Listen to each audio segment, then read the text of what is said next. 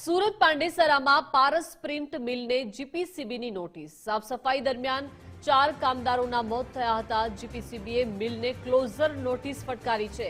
મિલને 25 લાખ રૂપિયાનો દંડ પણ ફટકારવામાં આવ્યો છે। વીજ અને પાણીના કનેક્શન કાપવા પણ આદેશ અપાયો છે। જીપીસીબી પ્રાદેશિક ટીમે વિડિયોગ્રાફી સાથે રિપોર્ટ કર્યો છે।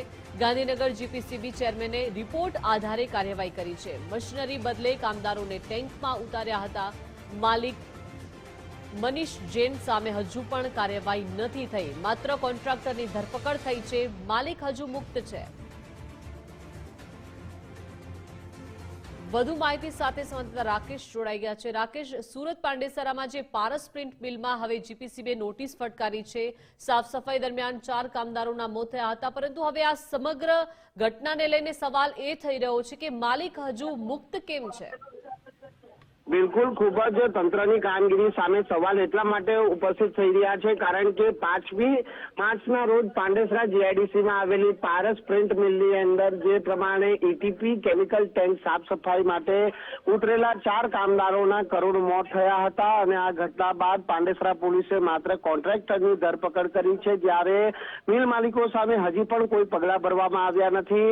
આ વચ્ચે જે જીપીસીબી તરફથી છે તે હાલ વિડીયોગ્રાફી અને જે સ્થળ તપાસ દરમિયાન લેવામાં આવેલા પુરાવાના આધારે મિલને છે તે ક્લોઝર નોટિસ ફટકારવામાં આવી છે અને ₹25 લાખનો દંડ કરવામાં આવ્યો છે। આ ઉપરાંત વીજ કનેક્શન અને જે ડ્રેનેજ કનેક્શનો સહિત જે પાણીના કનેક્શનો કાપી નાખવા માટેના પણ આદેશ જારી કરવામાં આવ્યા છે। એટલે જે મિલ માલિક મનીષ જૈન છે તેના વિરુદ્ધ કાર્યવાહી ન થતા સવાલો અનેક ઉપસ્થિત થઈ રહ્યા છે।